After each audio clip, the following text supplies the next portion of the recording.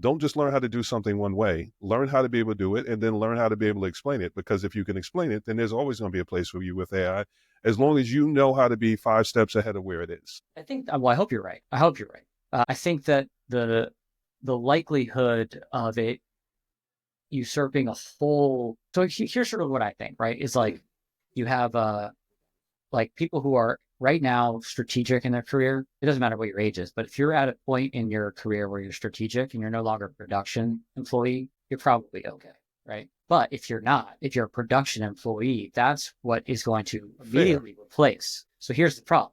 What happens if by the time the strategic people retire, there's no one to replace them because the people who would have otherwise been production and learned how to be strategic never got a chance because they lost their jobs. So when the Industrial Revolution happened, people probably said something similar. When factories replaced Hmm. humans, people probably so they could shift to the world. And, the world went on. And I think the world will go on as well here. But the major difference is that it does have the ability to replace literally everything that doesn't require like in real life things. So like the Hmm. plumber and the electrician or anything that's regulated, right? So lawyers will never, the government could just say in America, lawyers have to be human and then it's just human. Like that doesn't create any competitive downside to the country versus other countries. But if US says you can't use AI for marketing, then people are just going to go overshores and do it there, right? So it's like there are so it's like the electrician have to have a license, the engineer have to have a license, lawyer have to have a license, doctor have to have a license, Hmm. right? So there are certain things that I think that in real life jobs that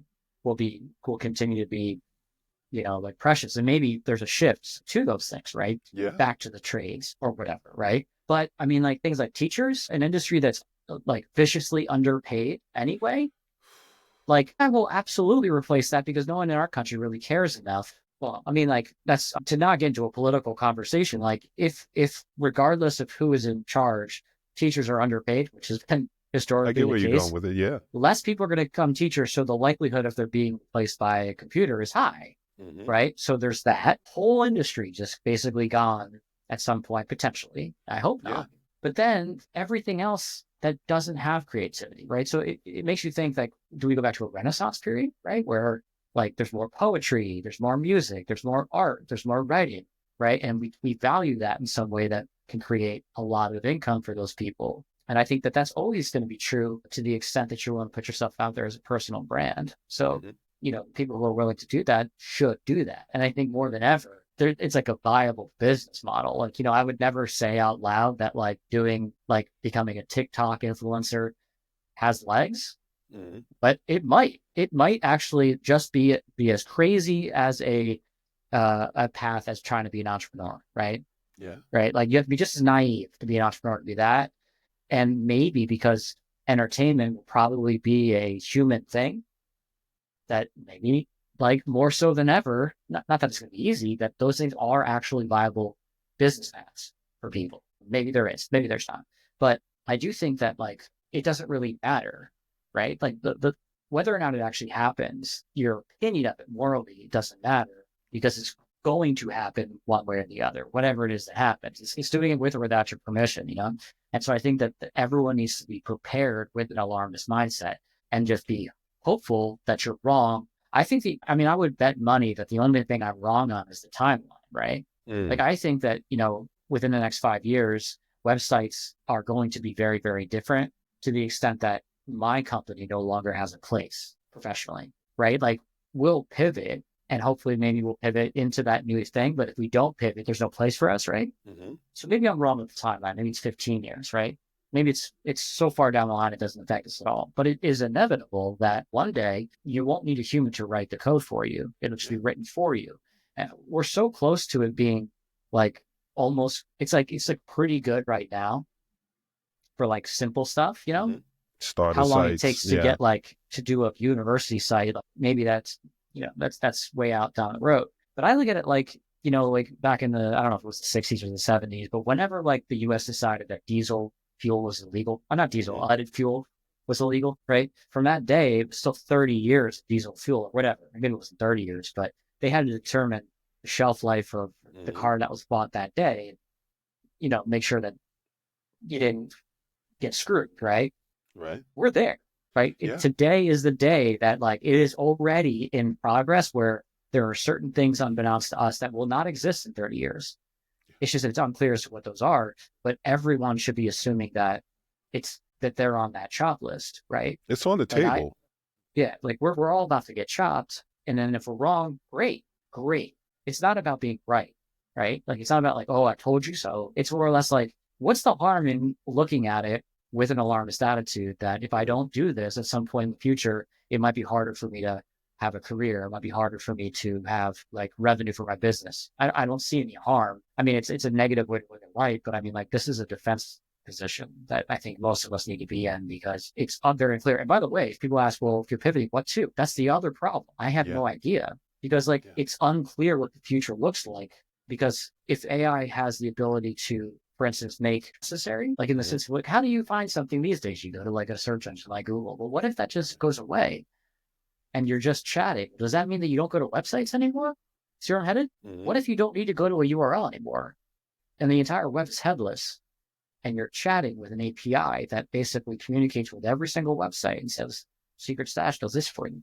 And there's no website. Just what's the point of a website, right? What's the Mhm. point of it, right? It only exists preemptively, thinking that you might need some of this information. But what if all the information was just delivered to you in real time?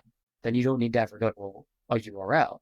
If you don't ever go to URLs, Google has no purpose of a search engine, right? Like this is like likely.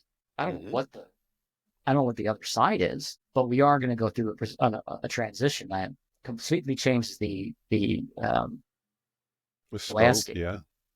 landscape of this stuff. No, I think it's fair. I mean, we had the factory industries where we see that, there were factory towns and whole towns were built on factories. So they knew that they were going to have a certain population, which meant the brick and mortar stores knew that they were going to have a certain amount of business. And when the factory left, so did the business. And a lot of those towns ended up suffering and they never really recovered from it. So we've seen history tell us about these things, and history does repeat itself. It's also something where I appreciate the pushback because I'm speaking from I've been looking at some of these things that I work on for like 40 years. So I can sit on my perch and say, like, oh, for me, I'm going to be fine, but I also have less time than more time.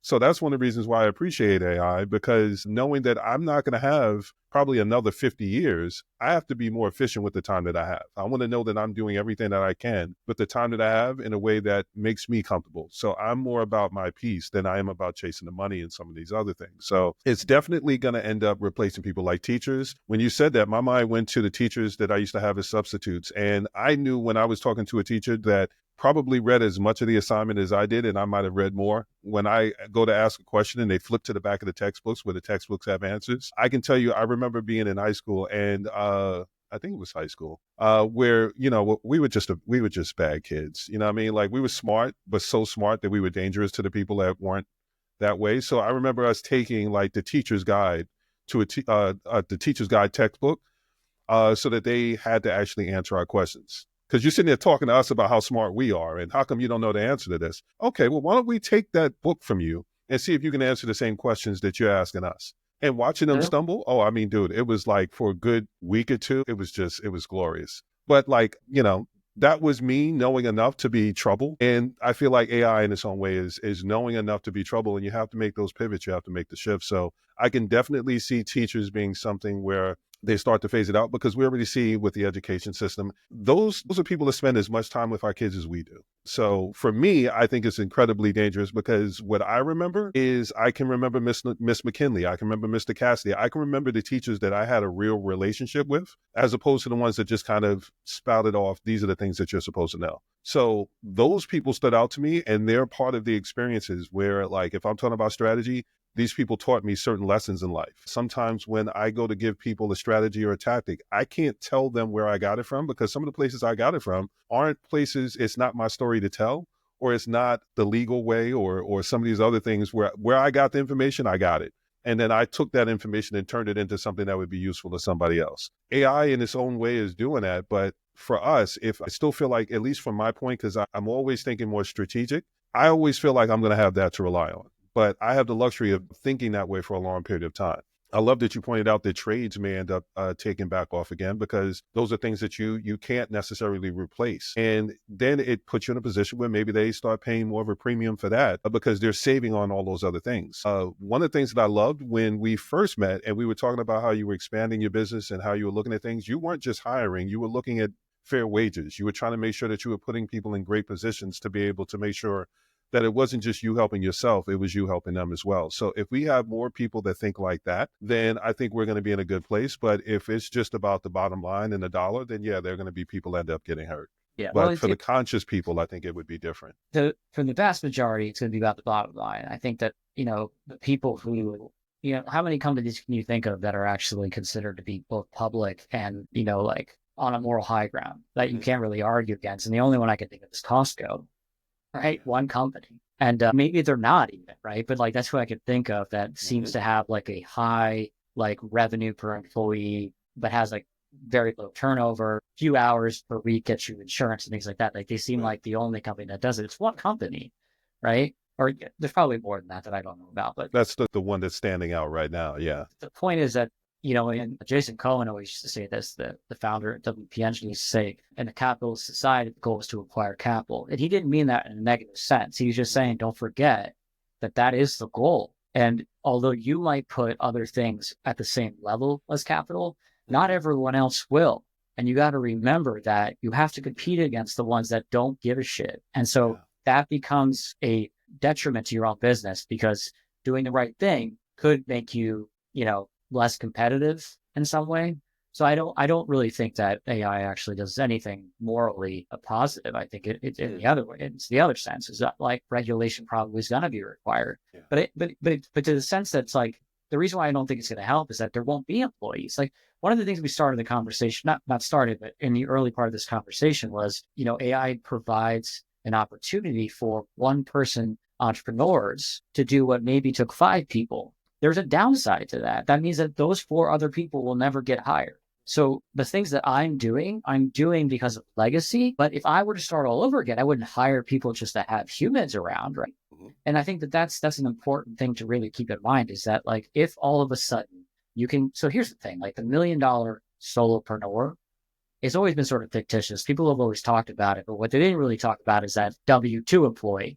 But I had a lot of 1099 contractors, but they're not employees. So I'm going to call myself a one-man 7-figure shop. I've never actually met anyone who had no help and made 7 figures, right? Self-made men, yes. But not even self-made. Like I've never met a self-made person, period. But like, as far as I know, everyone had somebody to forget to say that. But like, but for this particular thing, like I don't know anyone. They exist, right?